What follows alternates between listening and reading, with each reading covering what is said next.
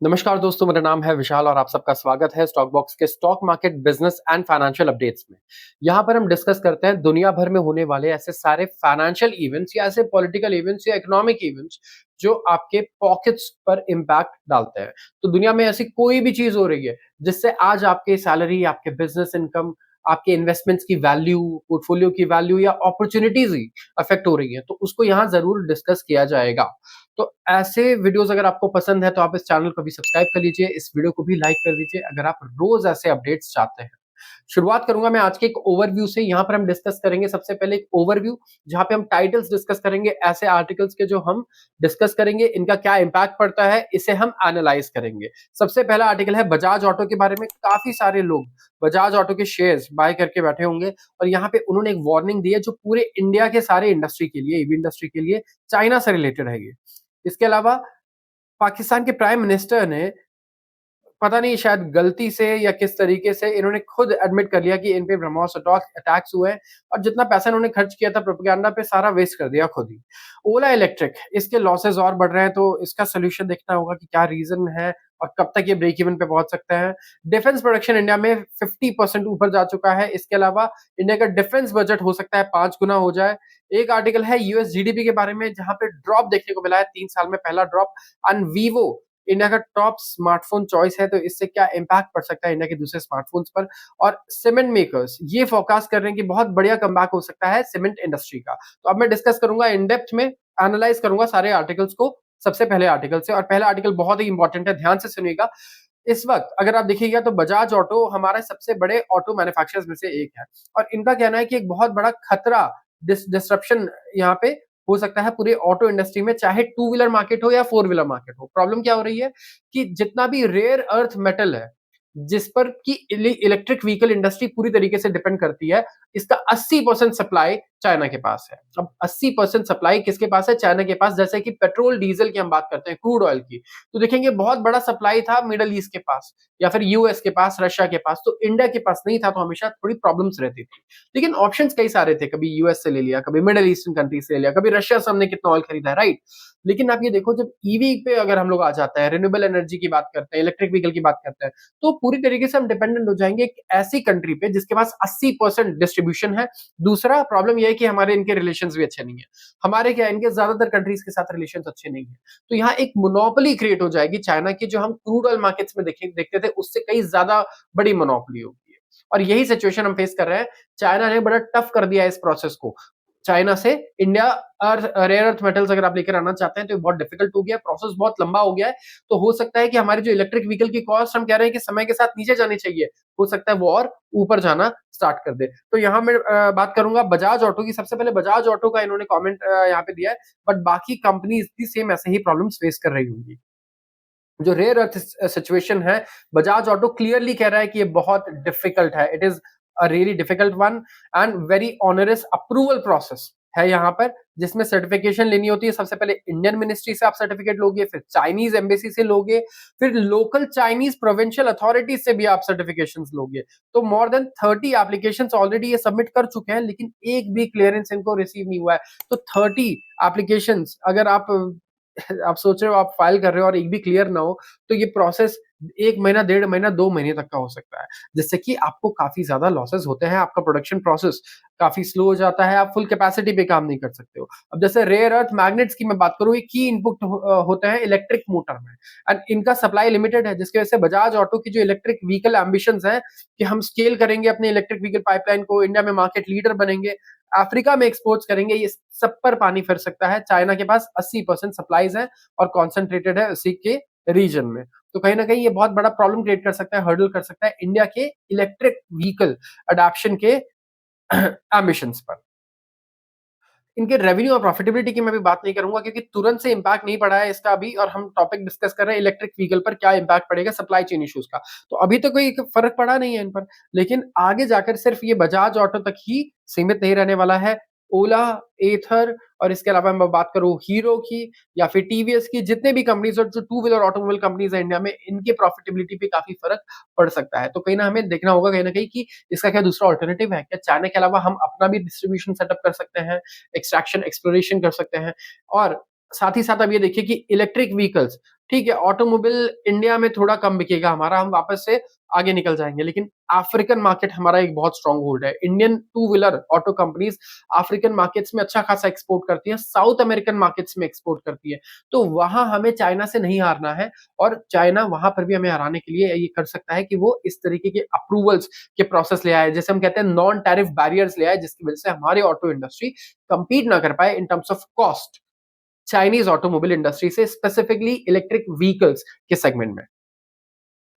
बात करूंगा मैं अगले आर्टिकल की, शेरिफ एडमिट्स पाक कॉट अनअवेयर बाय ब्रह्मोस। तो क्या हुआ अभी, थोड़ा सा एक ओवरव्यू देता हूं क्योंकि इसका बहुत ज्यादा ऐसा इम्पैक्ट है नहीं, बट इसलिए इंपॉर्टेंट है क्योंकि देखिए एक प्रोपेगेंडा वॉर इंटरनेट पे हम लोग देख रहे हैं, ट्विटर पे या हर जगह पर। एंड कहीं ना कहीं पाकिस्तान काफी स्ट्रॉन्ग प्रोपेगेंडास यहाँ पे क्रिएट कर रहा था इंडिया के अगेंस्ट। एंड इंडिया के लिए इंपॉर्टेंट क्यों है, मैं सिर्फ बिजनेस के परसेप्शन से बात करूंगा, फाइनेंसेस के।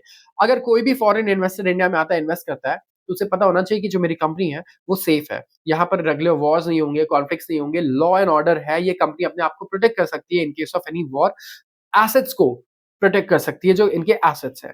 तो कहीं न कहीं ये एक मैं कहूँगा यहाँ पे इंडिया ने अपने आप को प्रेज़ेंट किया पूरे वर्ल्ड को that we are capable of protecting our interest, कुछ भी नहीं होने वाला, we have very good defence systems and हमारे ऑफेंसिव्स भी इतने अच्छे हैं कि इवन वर्ल्ड ग्लोबल पावर्स भी हमसे ऐसे इस तरीके से डायरेक्ट कन्फ्रंटेशन अवॉइड करेंगे।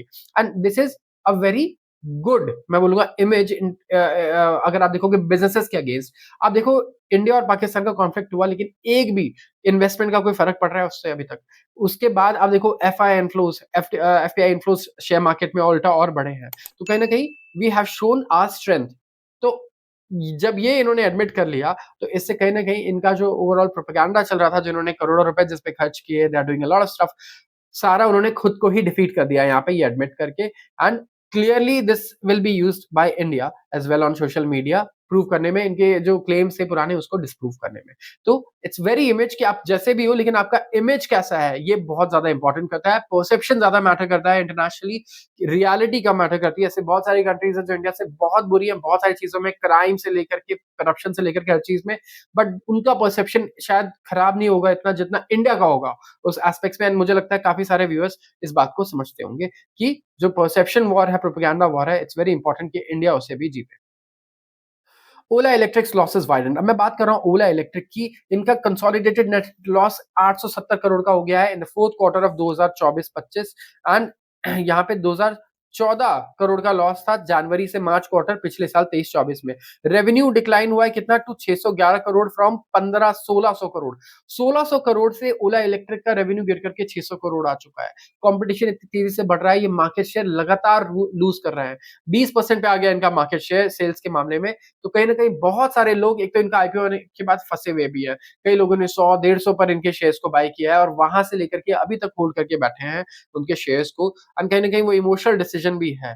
तो मैं यही कहूँगा कि कभी भी इसीलिए हाइप में जाकर के किसी भी कंपनी में इन्वेस्ट नहीं कर देना चाहिए। आपको हमेशा अपने इन्वेस्टमेंट एडवाइज़र्स, रिसर्च एनालिस्ट, इनसे कंसल्ट करता रहना चाहिए, क्योंकि देखिए उनका ना इमोशंस नहीं इन्वॉल्व्ड है इन्वेस्टमेंट्स में, लेकिन आप पैसा लगा रहे हो, आपका इमोशंस इन्वॉल्व्ड है।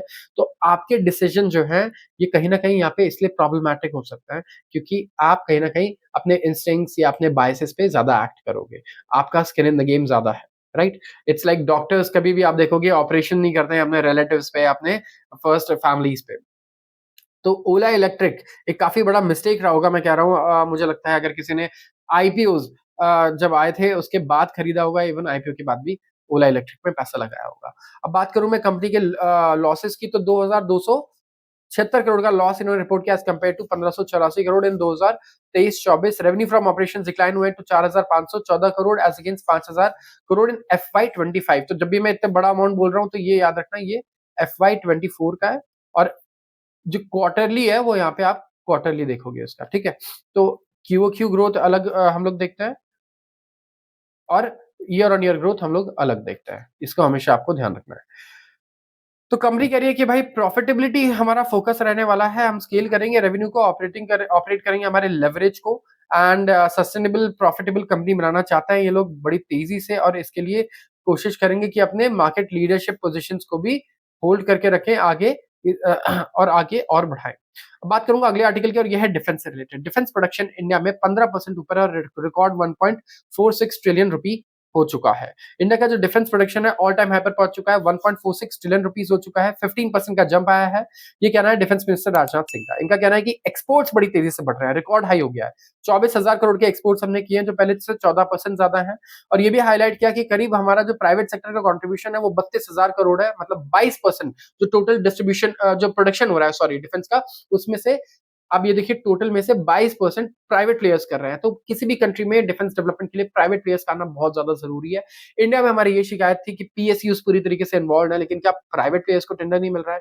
प्राइवेट प्लेयर्स अगर आप देखोगे तो और ज्यादा एफिशिएंटली एक्ट करते हैं गवर्नमेंट प्लेयर्स के अगेंस्ट, एंड काफी ज्यादा ऑपरेशनल एफिशिएंसी रहती है। काफी अच्छा रिसर्च इनोवेशन हमने देखा है प्राइवेट प्लेयर्स की तरफ से all across the globe, in US, Europe, चाहे आप कहीं की भी बात करो। तो इंडिया में भी यही बात चल रही है यहाँ पे कि प्राइवेट का शेयर लगातार बढ़ना चाहिए। और एक चीज जो लगातार ट्रेंड कर रही है मैं बताऊं, वो है AMCA, advance medium combat aircraft. ये जेट फाइटर होता है, एएमसीए बोलते हैं, एडवांस मीडियम कॉम्बैट एयरक्राफ्ट। और हम 5th जनरेशन एयरक्राफ्ट बनाने की तैयारी कर रहे हैं। हम 5 प्रोटोटाइप्स बनाना चाहते हैं, प्लान हमारा ये है। और इसके अलावा सीरीज प्रोडक्शन करना चाहते हैं। तो इंडिया यहाँ पे राइज करेगा एज 4th लार्जेस्ट इकोनॉमी। और of course it is a matter of great pride, but हम एक डिफेंस पावर हाउस भी बनना चाहते हैं। तो 10 से 11 साल पहले हमारा डिफेंस प्रोडक्शन पता है कितना था? 43,000 करोड़। 10 साल पहले हम लोग 43,000 करोड़ का डिफेंस प्रोडक्शन करते थे। 10 साल बाद हम 1,43,000 करोड़ का डिफेंस प्रोडक्शन करते हैं। इस बीच में ऐसी कई सारी कंपनीज आप देखोगे जो 100 रुपए पर चल रही थी, 80 रुपए पर, और आज वो 2,000 3,000 रुपए पर भी है। मतलब 30-30 गुना हो चुकी हैं। इतना ज़्यादा रिटर्न्स दे चुकी हैं डिफेंस में। एंड डिफेंस सेक्टर ऐसा है कि अभी भी लोगों को लगता है कि इसमें उतना ही पोटेंशियल है।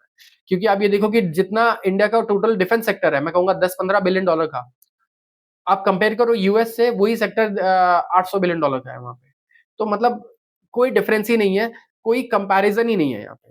इसके अलावा अगर आप देखोगे तो कमेंट किया इन्होंने ऑपरेशन सिंदूर पर, और कहा कि हमारा जो टारगेट है जो पाकिस्तानी साइट्स पर हम टारगेट कर रहे हैं, पाकिस्तान ऑक्युपाइड कश्मीर पर हम टारगेट कर रहे हैं, तो यहाँ पे मिलिट्री एक्सचेंजेस भी होंगे। एंड मेक इन इंडिया इसके बाद हमें लगता है एक एसेंशियल कंपोनेंट रहने वाला है। So we have to be prepared about defences. अगला आर्टिकल भी डिफेंस से है, और यह है डिफेंस बजट के बारे में। अगर आप कंपेयर करते हो इंडिया को, तो इंडिया हमेशा 4th, 5th ऐसा रहता है, या 3rd भी रहता है कई बार डिफेंस स्पेंडिंग में, लेकिन 3rd नहीं, मैं कहूंगा 4th से 5th रहता है। तो टॉप डिफेंस स्पेंडर्स पूरी दुनिया में अगर आप देखोगे, नंबर 1 पे यूएस है, करीब 800 बिलियन डॉलर का इनका बजट होता है। नंबर 2 पे हमेशा आता है चाइना, जो करीब 250 बिलियन डॉलर के करीब खर्च करता है। फिर आता है रशिया, जो 70 बिलियन डॉलर खर्च करता है। और फिर आता है इंडिया, जो करीब 65 बिलियन डॉलर्स के करीब खर्च करता है डिफेंस पर। सऊदी अरेबिया भी यहाँ पे काफी ऊपर आता हुआ हमें नजर आ रहा है बड़ी तेजी से। लेकिन इंडिया यहाँ पे क्लेवरली फॉरेन एक्विजिशन की जगह पे अपने डोमेस्टिक प्रोडक्शन को भी इंक्रीज कर रहा है। अब कई सारे चैलेंजेस हैं यहाँ पे, लेकिन इस आर्टिकल का ये कहना है कि 2047 तक इंडिया का जो बजट है ना डिफेंस का, वो कम से कम 5 गुना हो जाएगा। मतलब डोमेस्टिक सेल्स जो आज हो रही है हमारे यहाँ, वही मतलब मैं कहूंगा कुछ नहीं तो 15-20 गुना, 25 गुना हो सकती है, क्योंकि हमारा बजट ही इतना ज्यादा बड़ा हो जाएगा। और उसमें भी हम ज्यादातर स्पेंड कहाँ कर रहे हैं? फॉरेन से चीजें, वेपन्स एक्वायर करने में खर्चा कर रहे हैं। तो आइए जानते हैं थोड़ा सा डीपली इस आर्टिकल को। तो रिपोर्ट आई है एक, और इस रिपोर्ट का टाइटल है आत्मनिर्भर अग्रणी अतुल्य भारत 2047। एंड यहाँ पे ये बात कर रहे हैं डिफेंस एक्सपोर्ट्स की, कि ये बढ़ जाएगा 2.8 ट्रिलियन रुपए हो जाएगा एक्सपोर्ट 2047 तक, जो करीब 12 गुना है 24,000 करोड़ से। एंड जो टोटल रिसर्च एंड डेवलपमेंट पे खर्चा है हमारा, वो 4% हो सकता है हमारे डिफेंस बजट का एट प्रेजेंट।